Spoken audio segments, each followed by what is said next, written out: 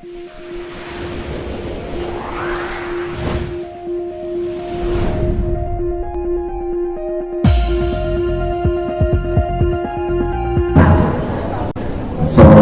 warahmatullahi wabarakatuh. Salam sejahtera untuk kita semua. Bapak, Ibu, rekan-rekan sekalian. Jadi tadi sudah disampaikan oleh Pak Dr. Andi, Menteri pertama, Dr. Yani, Menteri kedua. Fisiknya secara kerangka teoritis apa yang disampaikan kedua menteri tadi secara keilmuan sama, ya. Artinya apa yang disampaikan oleh beliau-beliau tadi memang berdasarkan kita lihat tentang definisi pengertian APL tersebut, ya. Kalau kita lihat sejarah daripada APL ini, pertama acuannya adalah UPK, ya. Memang tidak mengacu secara detail tentang harga satu APL ini, tapi bisa kita temukan di pasal 2 dan pasal 4 UPL tersebut, ya. Nah, terus yang kedua bicara ada PP 83 tentang konversi dan peraturan Menteri Agraria nomor 9 tahun 65, ya, tentang konversi harta masa itu dikonversi menjadi APL untuk kepentingan masyarakat atau untuk kepentingan masyarakat yang lebih luas, jadikan APL untuk internal sendiri menjadi pakai konversi itu. Dua atau berikutnya, kalau kita lihat sejarahnya dari PP 40 sebelumnya penggunaan Indo 1 dan Peraturan Menteri Kepala BPN 9 tahun 1999, dan terakhir adalah PP 18 tahun 2021. PP 18 2021 ini mencabut 4 aturan sebelumnya. Pertama, PP 40 sebelumnya dicabut, ya. Dan kedua, PP 12 tentang pendaftaran tanah, dan PP 103 tahun 2015 hunian orang asing, dan terakhir PP 853 tentang hak konversi penguasaan tanah negara tersebut, ya. Inilah nanti cara ringkas tentang lahirnya PP 18 2021 dengan satu harapan untuk regulasi percepatan pertumbuhan ekonomi. Itu yang disampaikan oleh pihak negara, ya.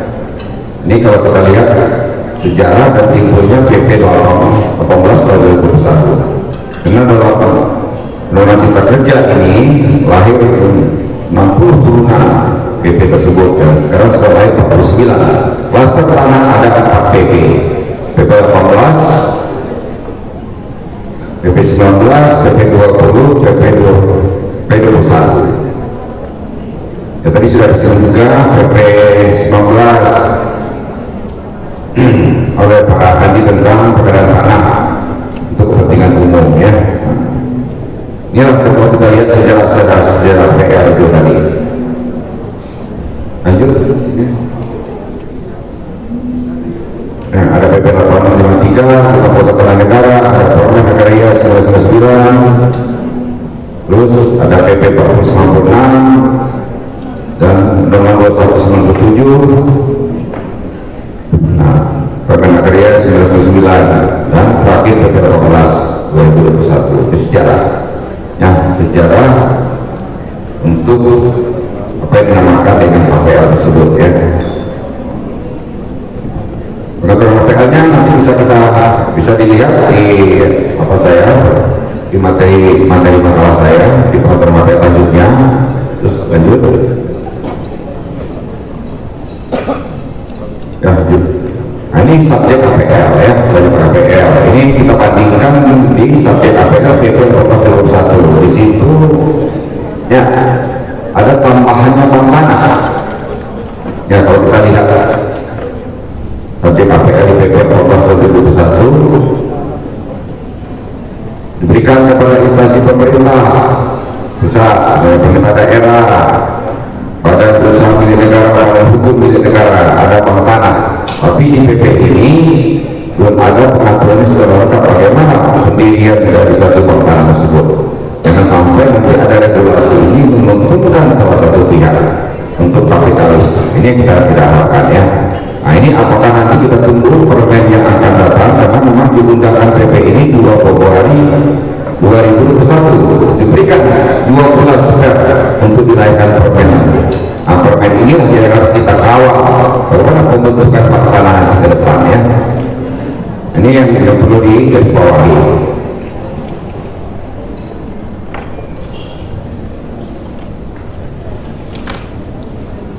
Ini kalau kita lihat sampai APL lainnya ya yang masih bisa berlaku, yang masih ada yang belum dicabut sampai saat sekarang. Ada APL pelabuhan, ada APL Kota Batam, ada APL Perumnas, ada APL pemerintah daerah. Ini bukan satu PPL tahun 53 ya. APL instansi pemerintah, APL transmigrasi, APL industri, pertanian, dan APL lainnya. Ini pengaturannya. Ini yang kita persandingkan tadi subjek HPL yang lama dengan subjek HPL yang baru ya. Nah, di PP inilah yang diatur, ada bank tanah di situ, seperti saya sampaikan tadi. Nah ini objek HPL yang berasal dari tanah negara dan tanah wilayah. Nah, ini nanti dalam penjelasan kita uraikan nanti ya.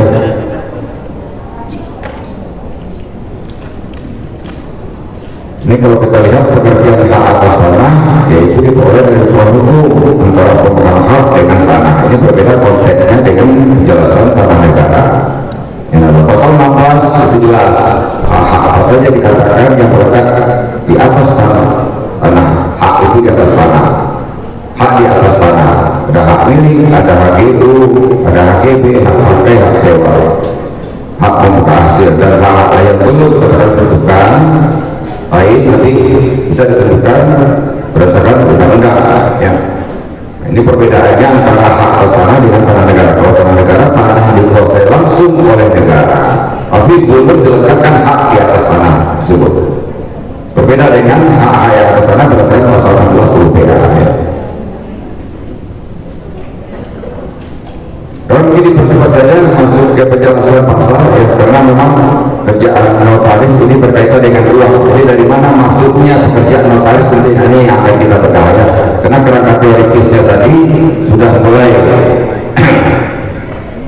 sudah banyak yang disampaikan oleh Pak Adi Al-Riyani tadi. Nah, sekarang kita masuk ke teknisnya ya.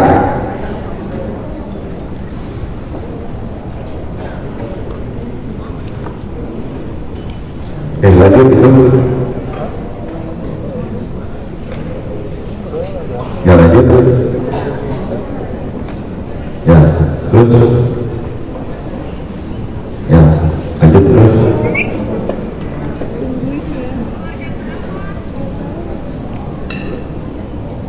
ya. Kita mulai dari pasal ini, pasal 3 ya, ruang lingkup PP ini ya. Di situ ada HPL, ada GU, ada GB, hak pakai atas tanah, ada satu rumah susun, hak atas tanah atau hak pengelolaan atas tanah dan ruang bawah ya. Di pasal 4 HPL, tanah diberikan kepada HPL itu berasal dari tanah negara dan tanah wilayah. Ini sampai KPL di pasal 5 ya, sudah kita jelaskan tadi di awal. Di perbedaannya dengan sampai KPL yang lama dan lahirnya timbulnya bank tanah. Ini yang kita tunggu nanti permennya seperti apa setelah turunan PP 14 tahun 2021 ini lagi. Pasal 6 mengatur tentang HPL di atas tanah negara yang diberikan sepanjang tugas pokok dan fungsinya langsung berhubungan dengan pengelolaan tanah ya. Ini pemanfaatan tanah pengelolaan. Jadi artinya menyusun rencana peruntukan penggunaan pemanfaatan tanah sesuai dengan rencana tata ruang.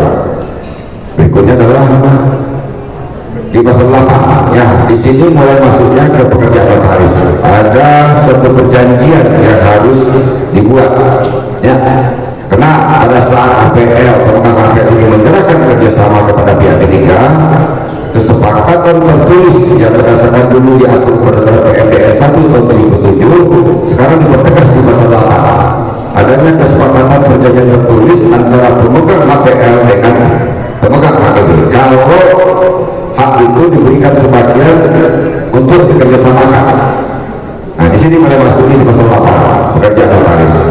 Jadi yang selama ini dalam praktek yang menjadi malapetaka bagi notaris diperiksa gitu kan, menjadikan tersangka atau terdakwa, tapi ini tidak pernah dibuka kesepakatan antara pemegang HPL dengan pemegang HGB. Karena memang sekarang sudah mulai diatur dalam PP kepastian hukum tentang jangka waktu.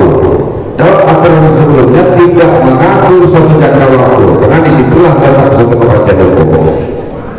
Contoh, hak ini hanya diberikan misalnya hanya 30 tahun, tidak diberikan perpanjangan, apalagi pemberian hak baru sebelumnya. Kepastian hukum ini disimpan oleh pemegang HGB. Saya punya hak cuma 30 tahun, tapi objek ini dia jual. Nah ini malah pertanyaannya di situ. Notaris harus membuka tabel ini. Artinya kalau jika ada kesepakatan antara pemegang HPL dengan pemegang HGB, di situ kesepakatan. Apalagi dalam PP ini sudah diatur kepastian hukum pemberian HGB adalah 80 tahun sekarang. 30 tahun diberikan di awal pemberian haknya, setelah itu diperpanjang 20 tahun dan dapat dimohon kembali pemberian hak barunya 30 tahun. 80 HGB. Apakah sama 80? Kalau HGB 95 tahun, 30, 35 plus 30.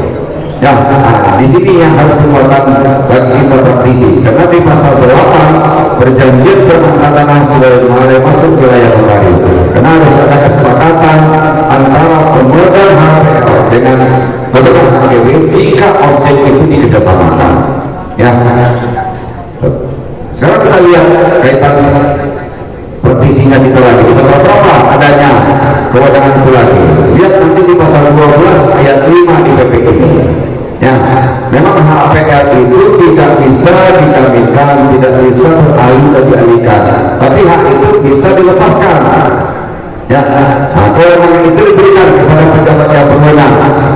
Nah, penafsiran pejabat yang berwenang itu salah satunya ada notaris, ada camat dan kepala kantor. Sebenarnya saya sampaikan kalau Pak Dr. Andi kalau diskusi ini ada tadi, udah jadi pertegas notaris di situ, jangan dibuat panci pejabat yang berwenang. Ya, di pasal 12 ayat 5 ya. Nah, pasal 13-nya adalah itu kalau hak atas tanah HPL itu tertancap hak atas tanah di atasnya. Ada HGU, ada HGB, hak pakai.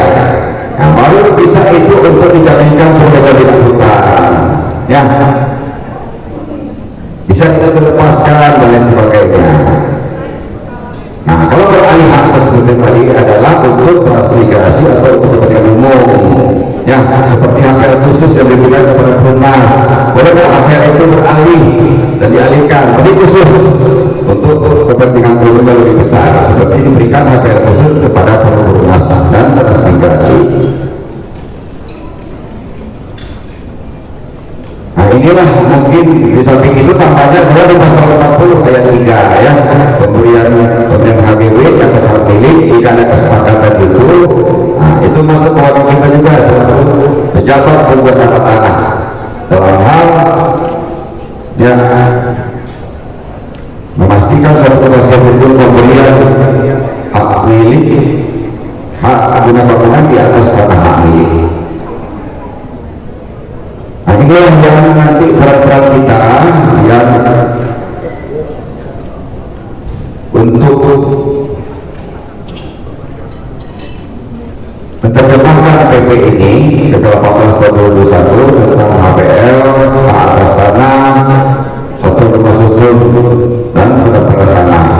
Nah inilah yang kita harapkan dalam implementasikan ini, bagaimana peran kita notaris dan PPAT dalam menghadapi PP 18 2021, dan kita harapkan pada waktu nanti 2 bulan ke depan semenjak 2 Februari permen untuk aturan pelaksanaan dari PP ini sudah keluar misalnya. Inilah yang harus kita kawal bagaimana nanti implementasinya lebih detail dari penjabaran PP 18 tahun 2021 ini. Nah disitulah perannya kita selaku praktisi komisi notaris, ada di pasal 8, ada di pasal 12 ayat 5, ada pasal 40 ayat 3. Bagaimana bentuknya nanti, bentuk aktenya, kalau bisa mungkin saya nanti share juga nanti setelah acara ini kepada rekan-rekan semua, bagaimana bentuk akta atau pasal tadi, bagaimana bentuk kerjasama antara pemegang HPL dengan pemegang HGB. Apa sih yang harus dimuat di dalam itu? Ya, karena inilah yang menjadi malapetaka bagi kita notaris, karena merasa hak-hak yang dipunyai oleh pemegang HGB itu tidak transparan, apakah itu dan dialihkan dan sebagainya. Seperti kita lihat kasus Braga, kasus Mangga 2, ya. Beberapa kali saya jadi saksi ahli itu. Jadi berbukanya tabir itu adalah semenjak kesepakatan itu dibuka. Karena pada saat dia datang ke notaris, kesepakatan itu tidak dibuka. Nah, inilah yang harus hati-hati. Sebenarnya simpel permainan HPL ini, nggak sulit. Apalagi sekarang didukung dengan kepastian hukum, adanya kepastian jangka waktu terhadap peletakan HGB yang tertancap di atas tanah HPL 80 tahun. Clear gitu. Artinya apa? Kalau 80 tahun diberikan hak tersebut, maka objek itu pasti akan bisa dialihkan. Apalagi dijaminkan, bisa boleh dijamin. Ya, Anda beli serata tetel di atas satu rumah susun, apartemen, kondominium di tanah sana HPL, tapi diberikan hak 80 tahun, boleh itu dialihkan itu. Tidak dipecah saja serta tetel. Nah, yang selama ini kasus Braga, karena tidak bisa diperpanjang, karena hak itu di awalnya 30 tahun diberikan. Bagaimana memperpanjang lagi itu?